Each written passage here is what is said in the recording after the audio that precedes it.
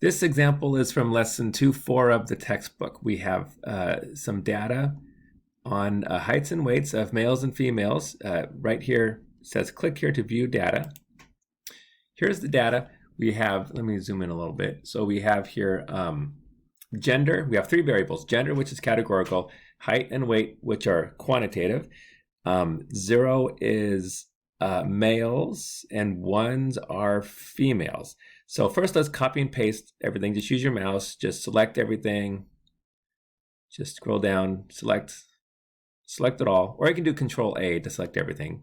And then copy, either Control C or right click, copy, and paste it to a spreadsheet. So I've got Excel. If you use Google Sheets, same procedure. And paste, you can paste to clear away any formatting. However, if you see something like this, where everything's put in one cell, then you need to go to a plain text editor. If you have Windows, a Notepad works fine.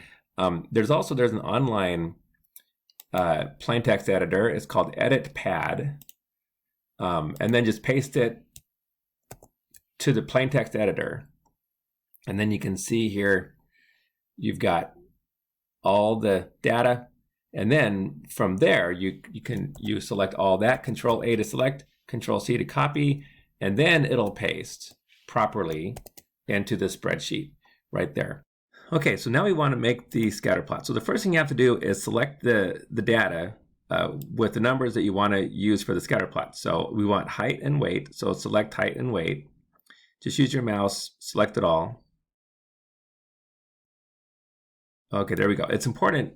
It's way easier to select the data first, and then you make the scatter plot. So click Insert, and right here there's all these different graphs. Click the little picture of a scatter plot right there, and then there's all these different options. We just want the plain old scatter plot with no dots, and click it, and there it is. And so we can see here that in general, the taller a person is, the heavier the person will be. There's different formats. You can add labels and so forth, but that's the basic idea.